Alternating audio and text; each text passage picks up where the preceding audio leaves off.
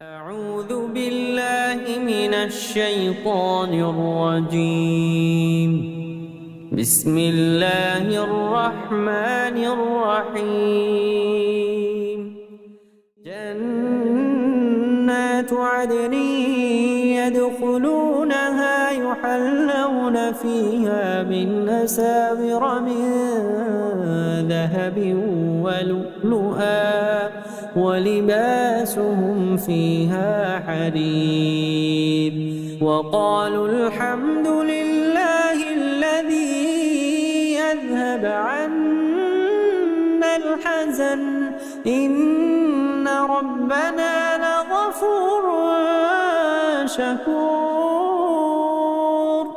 الذي أحلنا دار المقامة من فضله لا يمسنا فيها نصب ولا يمسنا فيها لغوب. അസ്സലാമു അലൈക്കും വറഹ്മത്തുള്ളാഹി വബറകാതുഹു. ഖുർആൻ പദം 1508 ദിവസത്തിലേക്ക് എല്ലാവരെയും ഹാർദമായി സ്വാഗതം ചെയ്യുന്നു.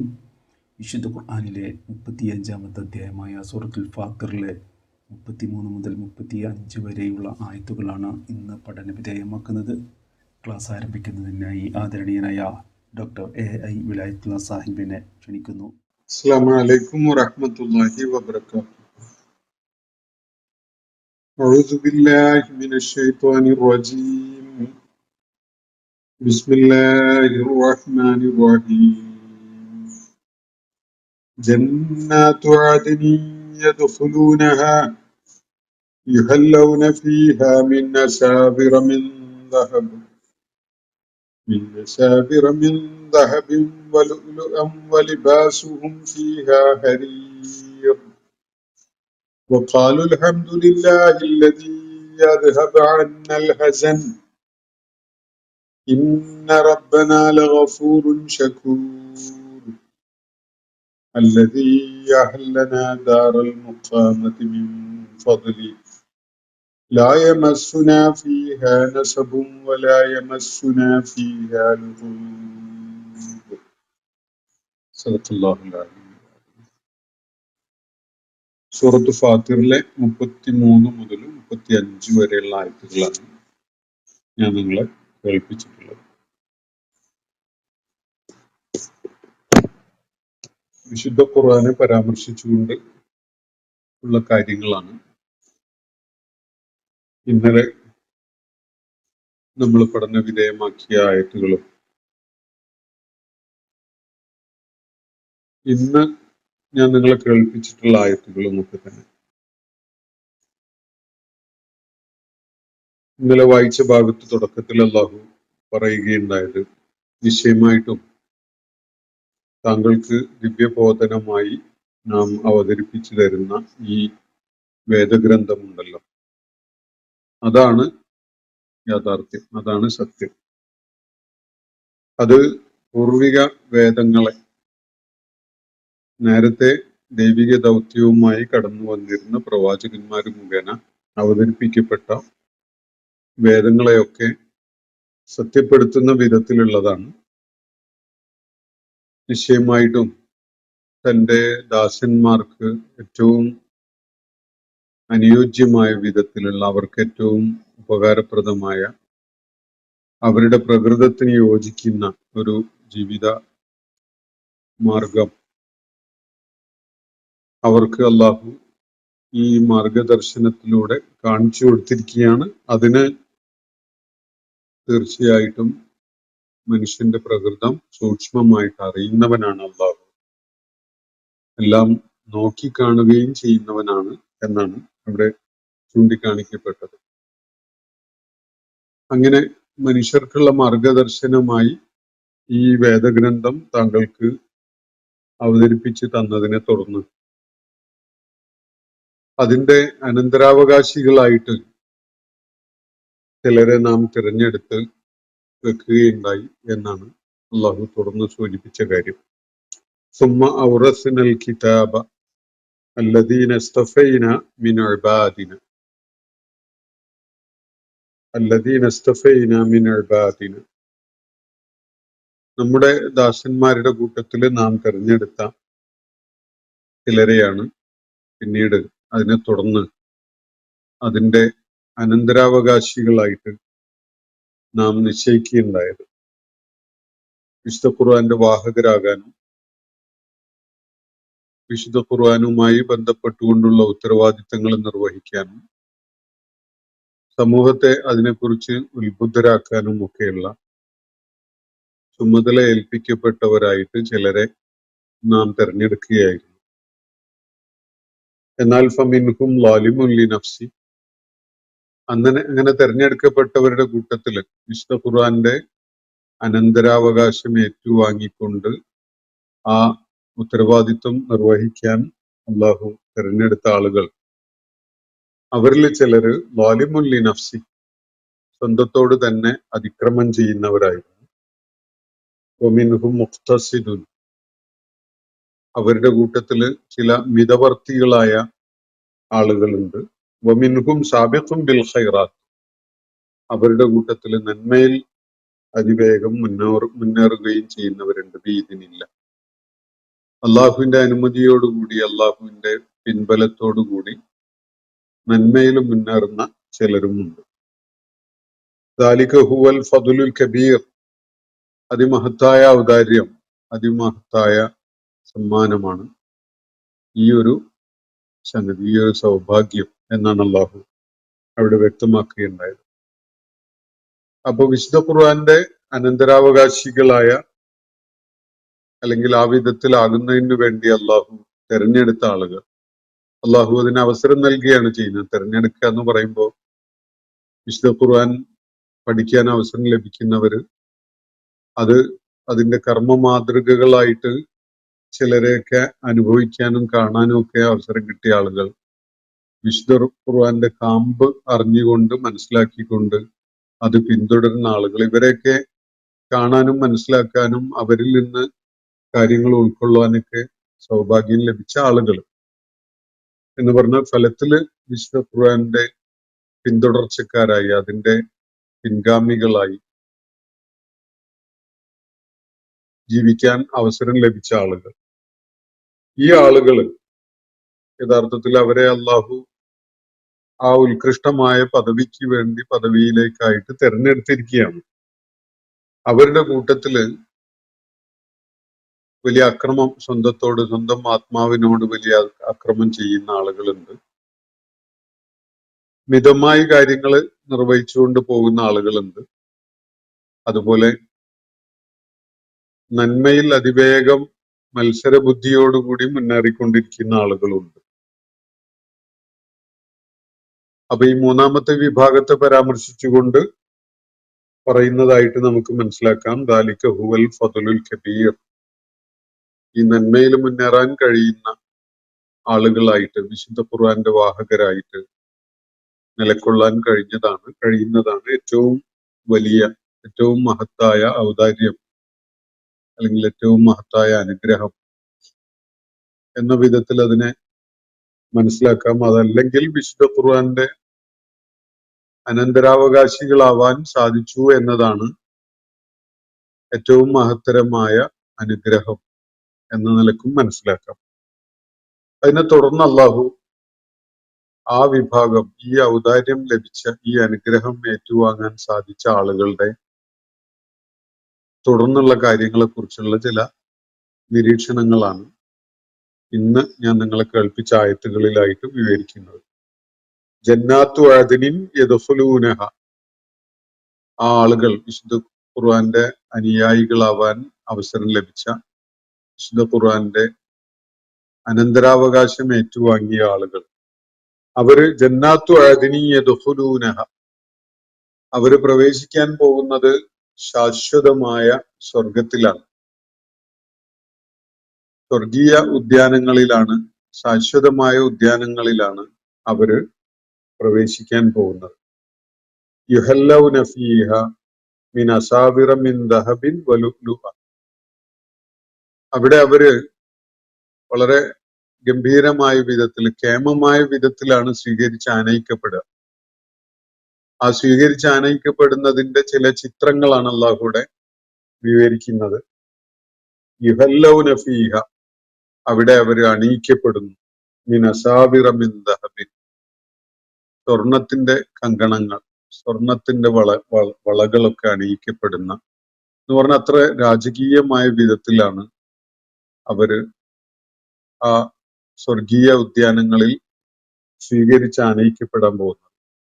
അതുപോലെ അവര് മുത്തുകളും അണിയിക്കപ്പെടാൻ പോവുകയാണ്. അപ്പൊ അവരെ അവിടെ സ്വീകരിച്ച് ആനയിച്ച് കൊണ്ടുപോകുന്നത് ഏതെങ്കിലും അപ്രധാനമായ ആളുകൾ എന്നുള്ള നിലക്കൊന്നുമല്ല. വളരെ രാജോചിതമായ വിധത്തിലുള്ള സ്വീകരണമാണ് അവർക്ക് അവിടെ നൽകപ്പെടുന്നത്. നമ്മുടെ സംസ്കാരത്തിലൊക്കെ തന്നെ ഈ ഹാരമർപ്പിക്കുക എന്ന രീതിയൊക്കെ ഉണ്ട്. അതുപോലെ പൂമാല അർപ്പിക്കുന്നത്, അങ്ങനെ പല രീതിയും നമ്മളുടെ ചുറ്റുപാടുമുള്ള സംസ്കാരത്തിൽ, കൾച്ചറിൽ നമുക്ക് കാണാൻ കഴിയും. അള്ളാഹു ഈ ആളുകളെ വിശുദ്ധ ഖുർആന്റെ അനന്തരാവകാശികളായി ജീവിച്ച ആളുകൾ, ആ സൗഭാഗ്യവാന്മാര് സ്വർഗത്തിൽ എങ്ങനെയാണ്, പാരത്രിക ലോകത്ത് സ്വർഗീയ ഉദ്യാനങ്ങളിൽ എങ്ങനെയാണ് സ്വീകരിക്കപ്പെടാൻ പോകുന്നത് എന്നതിന്റെ ഒരു വിവരണമാണ് ഇവിടെ നടത്തുന്നത്. അതിന്റെ അക്ഷരവായന നടത്തുന്നതിൽ യാതൊരു പ്രസക്തിയില്ല. പല വിധത്തിലും വളരെ പ്രസക്തരായ പ്രാധാന്യമുള്ള ആളുകളെ സ്വീകരിച്ച് ആനയിക്കുന്ന കൾച്ചർ ലോകത്ത് മനുഷ്യർക്കിടയിൽ പല രീതിയിലുമായിട്ടുണ്ട്. പഴയ കാലത്ത് ഉള്ളതിൽ നിന്ന് വ്യത്യസ്തമായിട്ടാണ് ഇപ്പോൾ ഉള്ളത്. ഇപ്പോൾ ഉള്ളതിൽ നിന്ന് വ്യത്യസ്തമായിട്ടായിരിക്കും ഒരുപക്ഷെ വരും കാലങ്ങളിൽ ഉണ്ടാവുക. ഇതൊക്കെ ഓരോ കാലഘട്ടത്തിലെയും ഓരോ സമൂഹത്തിലെയും ഓരോ നിലനിൽക്കുന്ന കൾച്ചറൊക്കെ ആയിട്ട് ബന്ധപ്പെട്ടുകൊണ്ടുള്ളതാണ്. പക്ഷെ ഇവിടെ സൂചിപ്പിക്കപ്പെടുന്നത് വളരെ പ്രാധാന്യമുള്ള ആളുകൾ എന്ന നിലക്ക്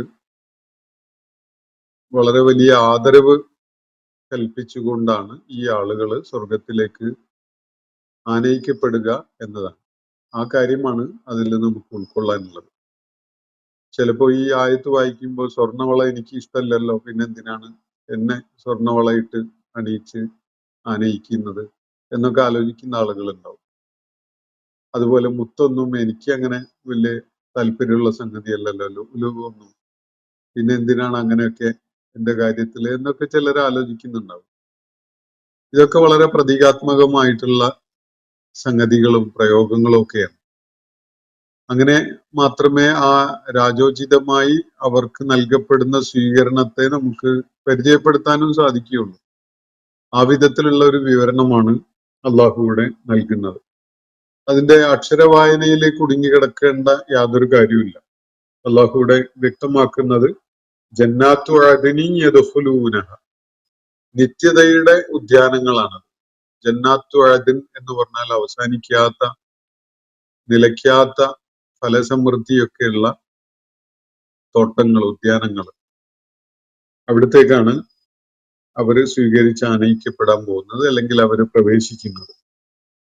യുഹല്ലൗന ഫീഹ, അവിടെ അവർ അണിയിക്കപ്പെടുന്നത് എന്താണ്? മിൻ അസാബിറ മിൻ ദഹബിൻ, സ്വർണത്തിന്റെ വളകളാണ്, കങ്കണങ്ങളാണ്. അത് കൈകളിൽ അണിയിക്കപ്പെടുന്നതും കാലുകളിൽ അണിയിക്കപ്പെടുന്നതും ഒക്കെ ഉണ്ടാകാം. അതൊക്കെ നമുക്ക് നമ്മുടെ ഭാവനക്കും അഭിരുചിക്കും ഒക്കെ അനുസരിച്ച് അതിനെ മനസ്സിലാക്കാവുന്നതേ ഉള്ളൂ. അതുപോലെ തന്നെ മുത്തുകളും അവർ അണിയിക്കപ്പെടും എന്ന് പറയുമ്പോൾ എവിടെയാണ് മുത്ത് പതിക്കുക? വസ്ത്രങ്ങളിലാണോ, അതല്ല ആഭരണത്തിന്റെ മേലാണോ, അതല്ല മുത്തുകൾ തന്നെ കോർത്ത് ഒരു ആഭരണമാക്കിക്കൊണ്ടാണോ? ഇതൊന്നും ഇവിടെ വിശദമാക്കപ്പെടുന്നില്ല. പക്ഷെ ഇത് വളരെ പ്രതീകാത്മകമായി അവര് ആനയിക്കപ്പെടുന്ന, സ്വീകരിച്ച് കൊണ്ടുപോകുന്ന, അവരെ സ്വർഗീയ ആരാമങ്ങളിലേക്ക് ആനയിക്കപ്പെടുന്നതിന്റെ ഒരു വിവരണം മാത്രമാണ്. വലിബാസുഹും ഫീഹ ഹരീർ, അതുപോലെ അവർ അണിയിക്കപ്പെടാൻ പോകുന്നത് പട്ടുവസ്ത്രങ്ങളാണ്. അവരുടെ വസ്ത്രങ്ങൾ അവിടെ വലിബാസുഹും ഫീഹ, അത് ഹരീർ. ഇതും വളരെ പ്രതീകാത്മകമായ ഒരു പ്രയോഗമാണ്. പട്ട് ഏറ്റവും മുന്തിയ വസ്ത്രം എന്ന നിലക്ക് പരിഗണിക്കപ്പെടുന്ന ഒരു വിവരണം. അപ്പോ സ്വർഗീയ ആരാമങ്ങളില് സ്വീകരിക്കപ്പെടുന്ന വിശുദ്ധ ഖുർആന്റെ അനന്തരാവകാശികളായിട്ട് എത്തുന്ന ആളുകൾ, അവര് വളകളും അതുപോലെ മുത്തും പട്ടുവസ്ത്രങ്ങളും ഒക്കെ അണിയിക്കപ്പെട്ടുകൊണ്ട് വളരെ രാജോചിതമായിട്ട് സ്വീകരിക്കപ്പെടുന്നു, അല്ലെങ്കിൽ ആനയിക്കപ്പെടുന്നു എന്നാണ് ഇവിടെ സൂചിപ്പിക്കപ്പെടുന്നത്. അതിന്റെ ഈ ഓരോ സംഗതിയും അതെങ്ങനെയായിരിക്കും, അത് നമുക്ക് അതിലെന്ത് ഇഷ്ടമാണുള്ളത്, അതിലെന്ത് സന്തോഷമാണുള്ളത് എന്നൊന്നും ആലോചിക്കുന്നതിന് വിശേഷ അർത്ഥമൊന്നുമില്ല. അത് നമുക്ക് ഈ ഹാരം അർപ്പിക്കപ്പെടുന്ന ആളുകൾ, അല്ലെങ്കിൽ എന്തെങ്കിലും വിധത്തിലുള്ള ഒരു ആദരവ് ഏറ്റുവാങ്ങുന്നതിന്, അല്ലെങ്കിൽ ആദരവ് അർപ്പിക്കുന്നതിന് ചില പ്രതീകാത്മകമായിട്ടുള്ള ഷാൾ അണിയിക്കുന്ന ഒക്കെ പരിപാടികളൊക്കെ ചെയ്യുന്ന നമ്മളെ നാട്ടിലെ ഒക്കെ നിലനിൽക്കുന്ന ഒരു കൾച്ചർ ഉണ്ടല്ലോ. അപ്പൊ അതിലൊന്നും തന്നെ നമ്മള് ഇപ്പം തോളിൽ ഒരു ഷാൾ ഇടുന്ന ഇഷ്ടപ്പെടുന്ന ആളായത് കൊണ്ടൊന്നും അല്ല നമ്മളതൊന്ന് ഏറ്റുവാങ്ങുന്നത്. അങ്ങനെയുള്ള സമ്മാനങ്ങളും ആദരിക്കൽ ചടങ്ങുകളോ ഒന്നും തന്നെ നമുക്ക് ആ വസ്ത്രത്തിനോടോ അല്ലെങ്കിൽ ആ അണിയിക്കപ്പെടുന്ന സംഗതിയോടോ എന്തെങ്കിലും ഭ്രമം ഉണ്ടായതുകൊണ്ടോ ഇഷ്ടം ഉണ്ടായതുകൊണ്ടോ ഒന്നുമല്ല. അത് ഒരു പ്രതീകാത്മകമായി ആ ആളുകളെ ആദരിച്ച് ആനയിച്ച് കൊണ്ടുവരുന്നതിന്റെ ഒരു രീതി മാത്രമാണ്. അത് നമുക്ക് മനുഷ്യർക്ക് ഭൂമുഖത്ത് എവിടെയുള്ള ആളുകളെയും സംബന്ധിച്ചിടത്തോളം ആ സ്വീകരണത്തിന്റെ രീതിയും സ്വഭാവവും ഒക്കെ പെട്ടെന്ന് മനസ്സിലാക്കാൻ അത് ഉപകരിക്കും. അങ്ങനെയുള്ള ഒരു പ്രതീകാത്മകമായ വിവരണമാണത് എന്നാണ് ഞാൻ മനസ്സിലാക്കുന്നത്. വഖാലു, ആ ഘട്ടത്തിൽ അവർ പറയുന്നത്, ഇങ്ങനെ സ്വീകരിച്ച് ആനയിക്കപ്പെടുന്ന വിശുദ്ധ ഖുർആന്റെ അനന്തരാവകാശികളായതിന്റെ പേരിൽ, ആ ഭാഗ്യം ഏറ്റുവാങ്ങിയതിന്റെ പേരിൽ സ്വർഗത്തിലേക്ക് ഈ വിധം രാജോചിതമായി സ്വീകരിക്കപ്പെട്ട് ആനയിക്കപ്പെട്ട് കൊണ്ടുവരുന്ന ആളുകൾ പറയുന്നത് ഇങ്ങനെയാണ്: വഖാലു അൽഹംദുലില്ലാഹില്ലദീ അദ്ഹബ അന്ന അൽ ഹസൻ. അല്ലാഹുവിനാണ് സർവസ്തുതി, അവനാണ് നമ്മിൽ നിന്ന് എല്ലാ ക്ലേശവും മനോവിഷമവും നീക്കി തന്നത്. നമ്മുടെ സകല മനോവിഷമങ്ങളെയും സകല വിധത്തിലുള്ള വിഷമ ക്ലേശങ്ങളെയും അതുപോലെ മനോവിഷമങ്ങളെയും നീക്കി തന്ന അല്ലാഹുവിനാണ് സർവസ്തുതി. ഇന്ന റബ്ബന ലഗഫൂറുൻ ശകൂർ, നിശ്ചയമായിട്ടും നമ്മുടെ നാഥൻ വളരെയേറെ പുറത്തു കൊടുക്കുന്നവനും അതുപോലെ പരിഗണന നൽകുന്നവനുമാണ്, കൃതജ്ഞത ഉള്ളവനുമാണ് എന്നതാണ് ഭാഷാപരമായ അർത്ഥം. എന്നാൽ പരിഗണന നൽകുന്നവൻ, അംഗീകാരം നൽകുന്നവൻ എന്നൊക്കെയുള്ള നിലക്കും അതിനെ മനസ്സിലാക്കാം. അല്ലദീ അഹല്ലന ദാറൽ മുഖാമ, അവനാണ് നമുക്ക് ഈ ശാശ്വത ഭവനം അനുവദിച്ചു തന്നിട്ടുള്ളത്. നമുക്കായിട്ട് അത് ഒരുക്കി വെക്കുകയും അവിടെ താമസിക്കാൻ നമുക്ക് അനുവാദം തരികയും ചെയ്തിട്ടുള്ളത് അള്ളാഹുവാണ്. ആ അള്ളാഹുവിനാണ് സർവസ്തുതി. ദാറൽ മുഖാമ എന്ന് പറഞ്ഞ നിത്യവാസത്തിന്റെ ഭവനം, എന്നെന്നും വസിക്കാനായിട്ടുള്ള ഈ ഭവനം ഞങ്ങൾക്കായി, നമ്മൾക്കായി ഒരുക്കി തന്ന, അത് നമുക്ക് അനുവദനീയമാക്കി തന്ന, അല്ലെങ്കിൽ നമുക്കത് അനുവദിച്ചു തന്നിട്ടുള്ള അള്ളാഹുവാണ് എല്ലാ സ്തുതികളും അർഹിക്കുന്നവൻ. അപ്പോ അല്ലദീ അഹല്ലന ദാറൽ മുഖാമത്തി മിൻ ഫദ്ലി, അത് അവന്റെ ഔദാര്യമായിട്ടാണ് അവൻ നമ്മൾക്ക് തന്നിട്ടുള്ളത്. ദാറുൽ മുഖാമ അവന്റെ പടച്ചതമ്പുരാന്റെ ഔദാര്യം എന്നുള്ള നിലക്ക്, അവന്റെ ഫദ്ൽ എന്നുള്ള നിലക്ക് അവൻ നമുക്ക് അനുവദിച്ചു തന്നിരിക്കുകയാണ്. ലാ യമസ്സുന ഫീഹ നസബുൻ, അവിടെ നമുക്കൊരു ക്ലേശവും ഉണ്ടാവുന്നില്ല, നമ്മളെ ഒരു ക്ലേശവും സ്പർശിക്കുന്നില്ല. ഒരു ക്ഷീണം അല്ലെങ്കിൽ നമുക്ക് ഒരു തളർച്ച, ഇതൊന്നും അനുഭവിക്കേണ്ടി വരുന്നില്ല. വലാ യമസ്സുന ഫീഹ ലുഹൂബ്, ഈ ലുഹൂബ് എന്ന വാക്കും അതിന്റെ തൊട്ടു മുമ്പ് ഇവിടെ ഉപയോഗിച്ച നസബ് എന്ന വാക്കും ഏകദേശം ഒരേ അർത്ഥമുള്ള പദങ്ങളാണ്.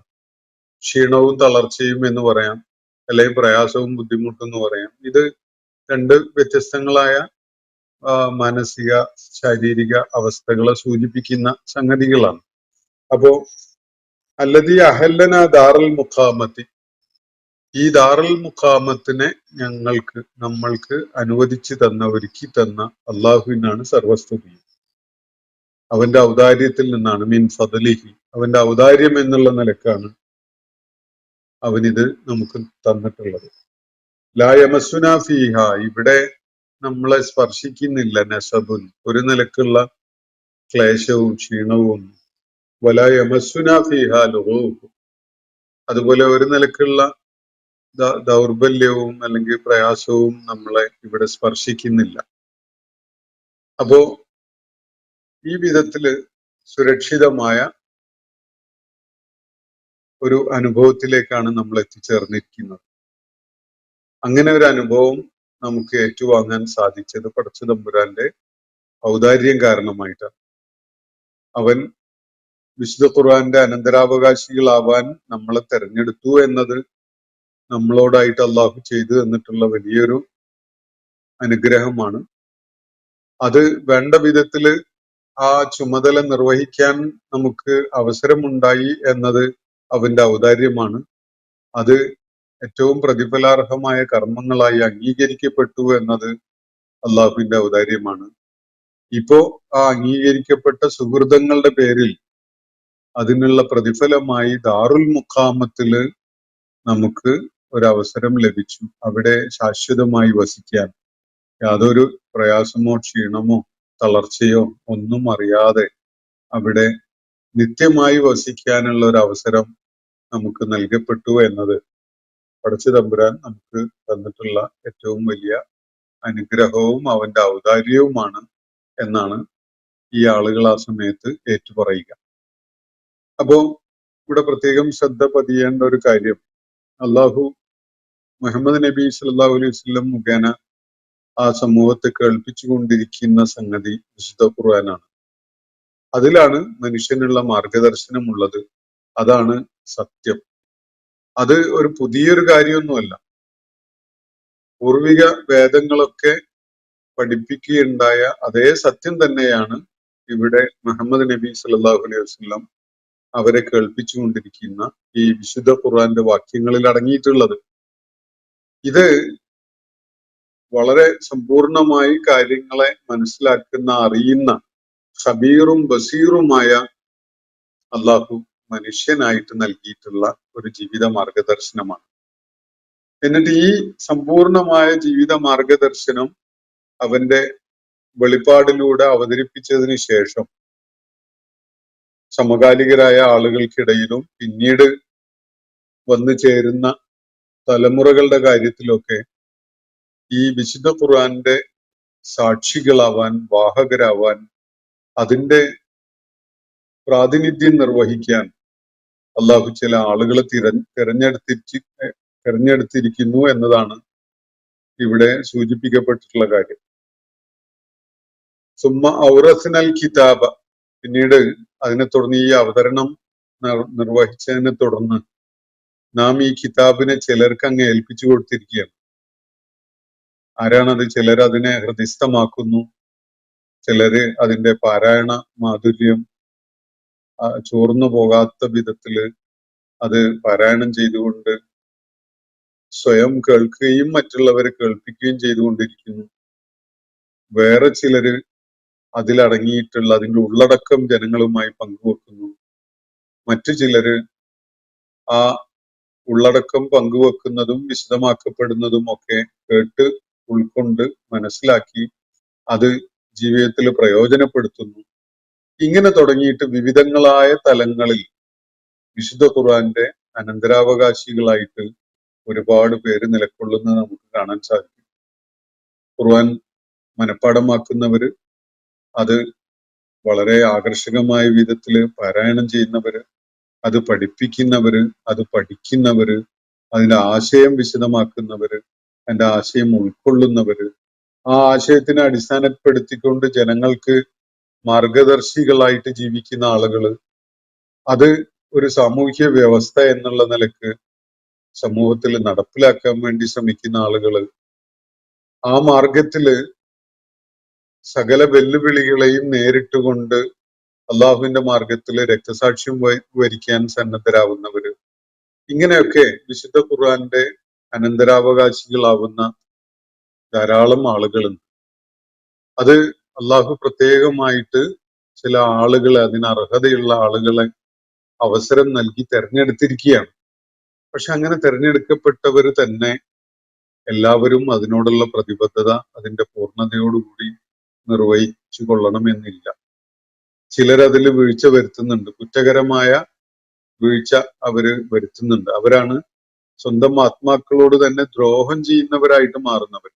ലോലിമുല്ലി നഫ്സ് എന്ന് അള്ളാഹുവിടെ വിവരിക്കുന്ന വിധത്തില് വിശുദ്ധ ഖുർആൻ മുന്നോട്ട് വെച്ച കാര്യങ്ങൾ എന്താണെന്ന് ശരിക്കും അറിഞ്ഞിട്ടും മനസ്സിലാക്കിയിട്ടും അതിനെ ധിക്കരിച്ചുകൊണ്ടുള്ള പ്രവർത്തനങ്ങളിൽ ഏർപ്പെടുന്നവർ, അതിനെ വിലവെക്കാത്ത, അതിനോട് അനുസരണക്കേട് കാണിക്കുന്ന നിലപാടുകൾ സ്വീകരിക്കുന്നവർ, അതിന് വിരുദ്ധമായ പ്രവർത്തനങ്ങൾ നിർവഹിക്കുന്നവരൊക്കെ അങ്ങനെ വിവിധങ്ങളായ വിധത്തില് ഈ ആത്മദ്രോഹം ചെയ്യുന്ന ആളുകളുണ്ട്. അത് വിശുദ്ധ ഖുർആന്റെ വാഹകരാകാൻ വേണ്ടി അള്ളാഹു തെരഞ്ഞെടുത്ത ആളുകളുടെ കൂട്ടത്തിൽ തന്നെ അങ്ങനെയുണ്ട്. അതുപോലെ വേറെ ചിലര് ചില മിതവർത്തികളായിക്കൊണ്ട് നിലകൊള്ളുന്ന ഒരു കാഴ്ചയും കാണാം. വിശുദ്ധ ഖുർആന്റെ വാഹകരായിട്ട് അള്ളാഹു അവരെ തെരഞ്ഞെടുത്തു, അവസരം നൽകി. എങ്കിലും അവരതിനോടുള്ള പ്രതിബദ്ധത കാണിക്കുന്നതിലും അത് പ്രയോഗത്തിൽ കൊണ്ടുവരുന്നതിലും ഒന്നും പൂർണ്ണമായ ഒരു അർപ്പണം കാണിക്കുന്നില്ല. ഭാഗികമായി പലപ്പോഴും വീഴ്ച വരുത്തിക്കൊണ്ടും ഒരു തൃപ്തികരമായ വിധത്തിൽ കാര്യങ്ങൾ നിർവഹിക്കാതെയും ഒക്കെ ഒരു ഒരു ഒരു അഴകുഴമ്പൻ നിലപാട് സ്വീകരിച്ചുകൊണ്ട്, എന്നാൽ അവർ ആദർശപരമായിട്ടോ ദൈക്ഷണികമായിട്ടോ ഒന്നും അതിനെതിരല്ല. ഈ മൂന്ന് വിഭാഗവും അങ്ങനെയല്ല. ആദർശ തലത്തില്, ദൈക്ഷണിക തലത്തില് ബുദ്ധിയും യുക്തിയും ഒക്കെ പ്രയോജനപ്പെടുത്തിക്കൊണ്ട് അത് ഉൾക്കൊള്ളുന്ന തലത്തില് അവരൊക്കെയും തന്നെ വിശുദ്ധ ഖുർആൻ ഏറ്റുവാങ്ങിയ ആളുകളാണ്. അതില് രണ്ടഭിപ്രായമൊന്നുമില്ല. എന്നാൽ ഈ രണ്ടാമത്തെ വിഭാഗം അത് പ്രയോഗത്തിൽ കൊണ്ടുവരുന്നതിലും അതിനോട് പ്രതിബദ്ധത കാണിക്കുന്നതിലൊക്കെ പല വിധത്തിലും തികവില്ലായിക കാണിക്കുകയാണ്, പോരായികകളുള്ളവരാണ്. എന്നാലും മൂന്നാമത്തെ ഒരു വിഭാഗമുണ്ട്. ആ മൂന്നാമത്തെ വിഭാഗം വിശുദ്ധ ഖുർആന്റെ കാമ്പ് ഉൾക്കൊണ്ടുകൊണ്ട് അതിന്റെ എല്ലാ അനുഗ്രഹങ്ങളും തങ്ങൾക്ക് കിട്ടണം എന്ന് മോഹിച്ചുകൊണ്ട് നന്മയിൽ അതിവേഗം മുന്നേറുകയാണ്. അവർക്ക് വലിയ മാത്സര്യ ബുദ്ധിയാണുള്ളത്. മത്സരിച്ച് മുന്നേറണം എന്ന വിധത്തിലാണ് അവരെ എങ്ങനെങ്കിലൊക്കെ ഒന്ന് ഒപ്പിച്ചു കൂട്ടി അക്കരെ കിടന്നാൽ മതി എന്ന് ആഗ്രഹിക്കുന്നവരല്ല. പടച്ചോന്റെ മഗ്ഫിറത്ത് കിട്ടിയിട്ടെങ്കിലും രക്ഷപ്പെടാം എന്ന് വിചാരിക്കുന്ന പല കുറ്റകൃത്യങ്ങളിലും ഏർപ്പെട്ട ആളുകളെ പോലെയോ അല്ല. മറിച്ച് അതിന്റെ ഏറ്റവും ഉയർന്ന നേട്ടങ്ങൾ, ഏറ്റവും ഗംഭീരമായ നേട്ടങ്ങൾ കിട്ടുക തന്നെ വേണം എന്ന് ആഗ്രഹിച്ചുകൊണ്ട് മത്സര ബുദ്ധിയോടുകൂടി മുന്നേറുന്ന ആളുകൾ. അവരാണ് ഇവിടെ അള്ളാഹു സാബിഖുൻ ബിൽ ഖൈറാത്ത് എന്ന് വിശേഷിപ്പിക്കുകയുണ്ടായത്. അപ്പോ സാബിഖുൻ ബിൽ ഖൈറാത്ത് ബിഇദ്നില്ല എന്നാണ്. അള്ളാഹുവിന്റെ അനുമതി മാത്രമാണ് അവർക്ക് വേണ്ടത്. അള്ളാഹു ഒരു തൗഫീഖ് ചെയ്തു കൊടുക്കുക, അവർക്കൊരു അള്ളാഹിന്റെ മശീഅത്ത് ഉണ്ടാകുക കാര്യത്തില് എന്നത് മാത്രമേ വേണ്ടതുള്ളൂ. ആ ഒരു സംഗതിയോടുകൂടി എന്ന് പറഞ്ഞ അവസരം അള്ളാഹു നൽകുന്നതോടുകൂടി ഏറ്റവും ഗംഭീരമായിട്ട് അതിന്റെ നേട്ടങ്ങൾ കൊയ്ത് മുന്നേറാൻ ആഗ്രഹിച്ച് മത്സര ബുദ്ധിയോടുകൂടി അതിനു വേണ്ടി ഒരുങ്ങി പുറപ്പെടുന്ന ആളുകൾ, അതാണ് മൂന്നാമത്തെ വിഭാഗം.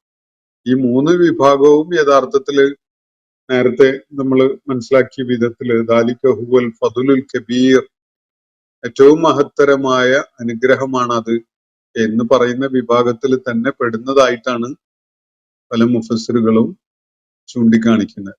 ഭൂരിപക്ഷം മുഫസ്സിറുകളും അങ്ങനെയാണ് പറയുന്നത്. ചില മുഫസ്സിറുകൾ അതിന്റെ അവസാനത്തെ സാബിഖും ബിൽ ഖൈറാത്ത് ബിഇദ്നിഹി എന്ന് പറഞ്ഞതിന് മാത്രമേ ഈ പറഞ്ഞ അത് ആണ് ഏറ്റവും വലിയ ഏറ്റവും മഹത്തരമായ അനുഗ്രഹം എന്ന് പറഞ്ഞത് ബാധകമാവുകയുള്ളൂ എന്ന് പറയുന്ന കാണാം. പക്ഷെ തുടർന്ന് വിശുദ്ധ ഖുർആന്റെ അനന്തരാവകാശികളാകാൻ ഒരു നിലക്കും സാധിച്ചിട്ടില്ലാത്ത നിഷേധികളുടെ കാര്യം അള്ളാഹു വേറെ പറയുന്നുണ്ട്. ഒരു 1-2 ആയത്തുകൾക്ക് ശേഷം അങ്ങനെ ഒരു പരാമർശം വളരെ വ്യക്തമായിട്ട് അള്ളാഹു നടത്തുന്നുണ്ട്. അതുകൊണ്ട് തന്നെ ഈ മുകളിൽ നടത്തിയിട്ടുള്ള വിവരണം വിശുദ്ധ ഖുർആന്റെ അനുയായികളാകാൻ വേണ്ടി അല്ലെങ്കിൽ അതിന്റെ അനന്തരാവകാശികളാകാൻ വേണ്ടി അള്ളാഹു തെരഞ്ഞെടുത്ത ഈ 3 വിഭാഗം ആളുകളെ കുറിച്ചും തന്നെയാണുള്ളത് ഈ പരാമർശം. അത് ഏറ്റവും മഹത്തരമായ ദൈവികാനുഗ്രഹം തന്നെയാണ് എന്ന് പറഞ്ഞത് ഈ 3 വിഭാഗത്തെയും ഉൾക്കൊള്ളുന്ന വിധത്തിലാണ് എന്ന വിധത്തിൽ വിശദീകരിക്കപ്പെടുന്നതാണ് കൂടുതൽ ശരിയായത് എന്ന് പലരും ചൂണ്ടിക്കാണിക്കുന്നത് കാണാം. അതിന് വലിയ സാധ്യതയുണ്ട്. കാരണം അതിന്റെ ശേഷം വിശുദ്ധ ഖുർആന്റെ കാര്യത്തിൽ ഏറ്റവും വലിയ ദൗർഭാഗ്യം ഏറ്റുവാങ്ങേണ്ടി വന്ന നിഷേധികളുടെ കാര്യം, നരകാവകാശികളായി മാറുന്ന ആ ആളുകളുടെ കാര്യം അള്ളാഹു വേറെ പറയുന്നുണ്ട്. അതുകൊണ്ടാണ് ഈ പരാമർശം 3 വിഭാഗത്തെ കുറിച്ചുമാണ് എന്ന് ചില മുഫസ്സിറുകൾ ചൂണ്ടിക്കാണിക്കുന്നത്. എന്തായാലും ഈ ഭാഗ്യം സിദ്ധിച്ച ആളുകൾ, അള്ളാഹുവിന്റെ ഈ വലിയ മഹത്തരമായ അനുഗ്രഹം കിട്ടിയ ആളുകള് സ്വർഗത്തില് അതിഗംഭീരമായി സ്വീകരിച്ച് ആനയിക്കപ്പെടാൻ പോകുന്ന ആളുകളാണ്.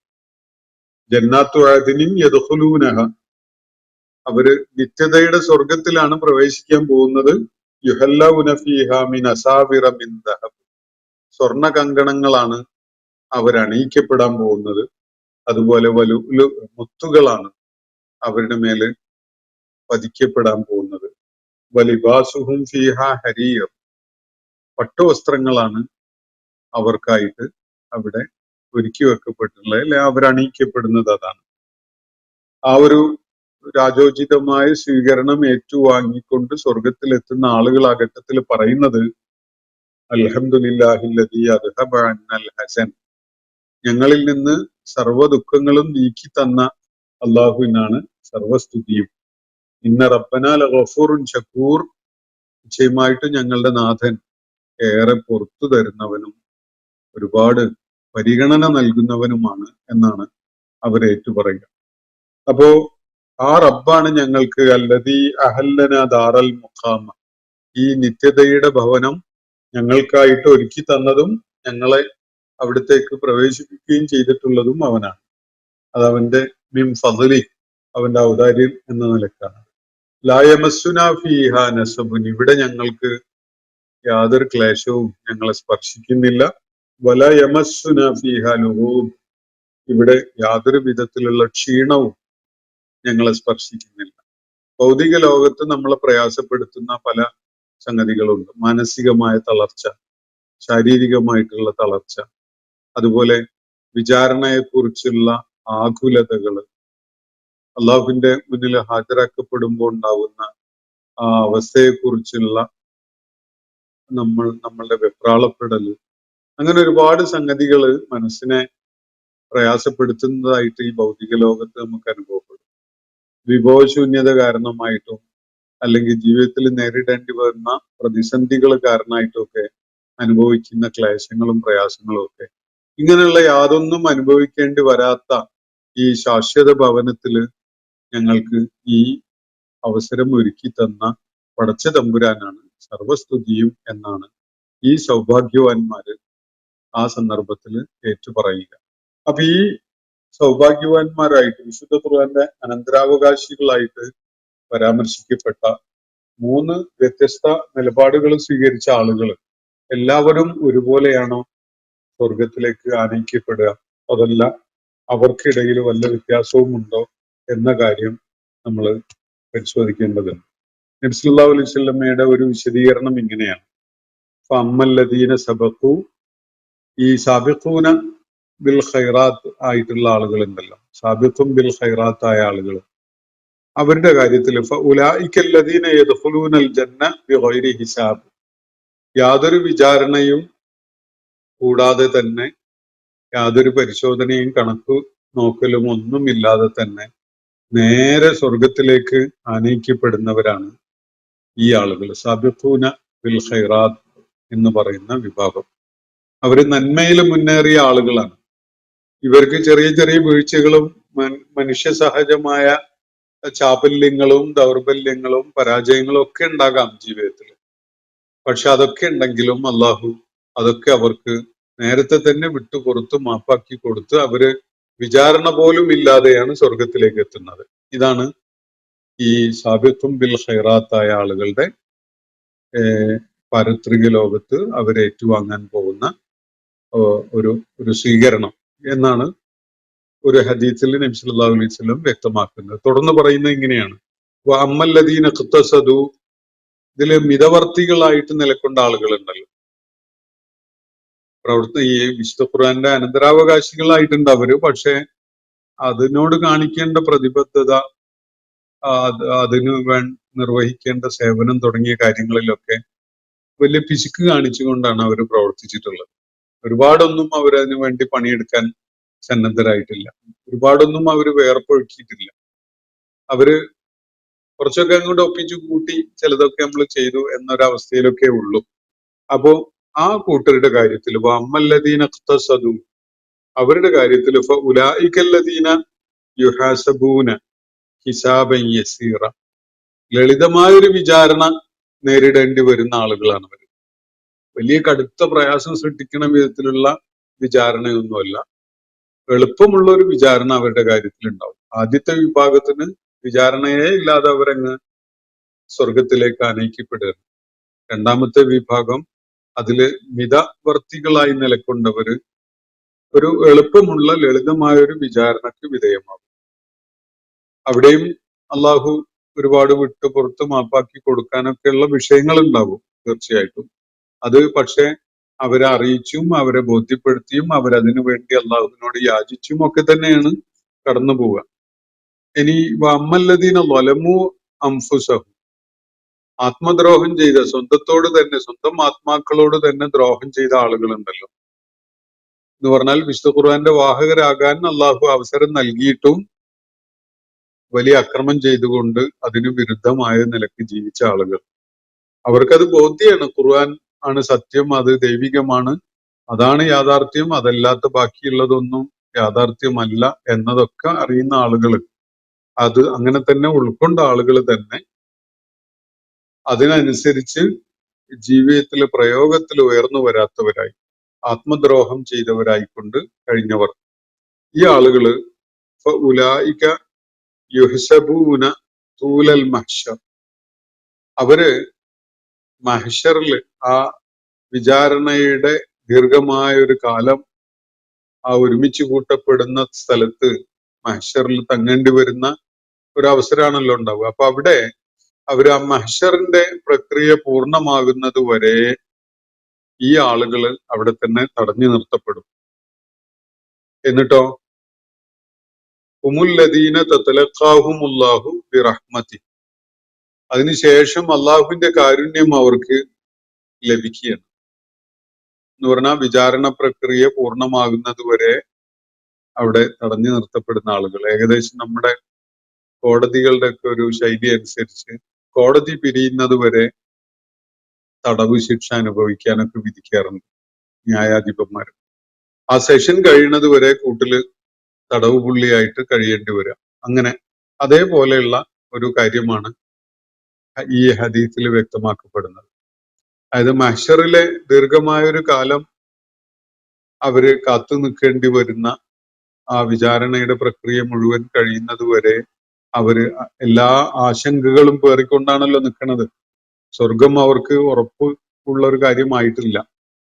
എന്തായിരിക്കും അള്ളാഹു നമ്മളുടെ കാര്യത്തിൽ വിധിക്കാൻ പോകുന്നത് എന്നതിന്റെ പേരിലുള്ള ആശങ്കയോടുകൂടി തന്നെ ആ മഹ്ശറിന്റെ പൂർണ്ണമായ സമയവും അവിടെ തടഞ്ഞു നിർത്തപ്പെടുകയും സുമ്മല്ലദീന യഖൂലൂന, അവര് അതിനുശേഷം സുമ്മഹുമുല്ലദീ അല്ലദീന തത്ലഖാഹുമുല്ലാഹു ബിറഹ്മതിഹി, പിന്നീട് അള്ളാഹുവിന്റെ കാരുണ്യം ഏറ്റുവാങ്ങിക്കൊണ്ട് അവിടുന്ന് സ്വർഗം നേടി പോകാൻ കഴിയുന്ന ആളുകൾ.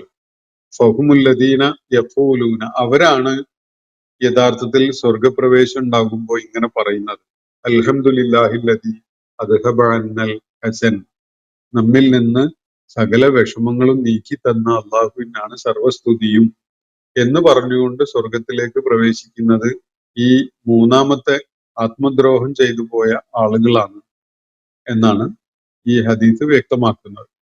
അപ്പോ ഈ ആയത്തിന്റെ ഏറ്റവും സമഗ്രമായ ഒരു വിവരണമാണ് ഈ ഹദീസിൽ നബി സല്ലല്ലാഹു അലൈഹി വസല്ലം നിർവഹിച്ചിരിക്കുന്നത്. വിശുദ്ധ ഖുർആന്റെ അനന്തരാവകാശികളാകാൻ വേണ്ടി അള്ളാഹു തെരഞ്ഞെടുത്തിരിക്കുന്ന 3 വിഭാഗം ആളുകളും യഥാർത്ഥത്തിൽ സൗഭാഗ്യവാന്മാരാണ്. പക്ഷെ അവരുടെ സൗഭാഗ്യം എല്ലാവരുടെയും കാര്യത്തിൽ ഒരുപോലെയല്ല. അവരുടെ കൂട്ടത്തിൽ ഏറ്റവും മുന്നിലെത്തുന്നത് ഈ സാബിഖുൻ ബിൽ ഖൈറാത്ത് എന്ന വിഭാഗത്തിൽ പെടുന്നവരാണ്. അതായത് നന്മയിൽ മുന്നേറുന്ന വിഭാഗം. രണ്ടാമത്തത് അവരുടെ കൂട്ടത്തിൽ മുഖ്തസിദായ മിതവർത്തികളായ ആളുകൾ. മൂന്നാമത്തെ വിഭാഗം സ്വന്തത്തോട് തന്നെ അക്രമം ചെയ്ത ആളുകൾ. ഈ 3 വിഭാഗവും സ്വർഗത്തിലെത്തും. പക്ഷെ 3 വിഭാഗവും ഒരുപോലെയല്ല അവർക്ക് ആ അനുഭവം ഉണ്ടാവുക എന്നതാണ് ഇവിടെ വ്യക്തമാക്കപ്പെടുന്നത്. തുടർന്നുള്ള സ്വർഗീയ വാസക്കാലത്തും അവര് എല്ലാവരും ഈ ജസാ ഒരുപോലെ അനുഭവിക്കുന്നവരാണ് എന്ന് സങ്കല്പിക്കാൻ വയ്യ. എന്തായാലും ഈ ലോകത്തെ സകല ആധികളും വിഷമങ്ങളും ഉത്കണ്ഠകളും ഒക്കെ അവസാനിച്ച് ശാന്തിഗേഹത്തിലേക്ക് എത്താൻ സാധിക്കുന്ന ഭാഗ്യവാന്മാരാണ് ഇവര് എന്നതാണ് ഇവിടെ വ്യക്തമാക്കപ്പെട്ടിട്ടുള്ളത്. അപ്പോ ഖുർആൻ അവതരിപ്പിക്കപ്പെട്ടിരിക്കുന്നു, മനുഷ്യരുടെ മുന്നിൽ അല്ലാഹു അത് തുറന്നു വെച്ചിരിക്കുന്നു. അതാണ് ഏറ്റവും ഉത്കൃഷ്ടമായ ജീവിത ദർശനം. അതാണ് മനുഷ്യ ഭാഗധേയവുമായി ബന്ധപ്പെട്ടുകൊണ്ടുള്ള ഏറ്റവും സമ്പൂർണമായ സത്യം. അതാണ് മുഴുവൻ പ്രവാചകന്മാരും പഠിപ്പിക്കുകയുണ്ടായ ജീവിത ദർശനങ്ങളുടെ കാമ്പ് നമുക്ക് പകർന്നു തരുന്ന സത്യത്തിന്റെ സ്രോതസ്. അതിന്റെ വാഹകരായിട്ട് അള്ളാഹു ചിലരെ തെരഞ്ഞെടുത്തിരിക്കുന്നു. അവര് ഭാഗ്യം ചെയ്തവരാണ് എന്നാണ് അള്ളാഹു ഇവിടെ വ്യക്തമാക്കിയിട്ടുള്ളത്. ഇന്നത്തെ സെഷൻ ഞാൻ അവിടെ അവസാനിപ്പിക്കുകയാണ്. വാഖിർ ദഅ്വാന അനിൽ ഹംദുലില്ലാഹി റബ്ബിൽ ആലമീൻ. അസ്സലാമു അലൈക്കും വറഹ്മത്തുള്ളാഹി വബറകാതുഹു. ഇന്നത്തെ ഖുർആൻ പദം ഇവിടെ സമാപിക്കുന്നു. ഖുർആൻ പഠനത്തിൽ പങ്കെടുത്ത എല്ലാവർക്കും അല്ലാഹു അർഹമായ പ്രതിഫലം നൽകി അനുഗ്രഹിക്കട്ടെ. വആഖിർ ദഅ്വാന അനിൽ ഹംദുലില്ലാഹി റബ്ബിൽ ആലമീൻ. അസ്സലാമു അലൈക്കും വറഹ്മത്തുള്ളാഹി വബറകാതുഹു.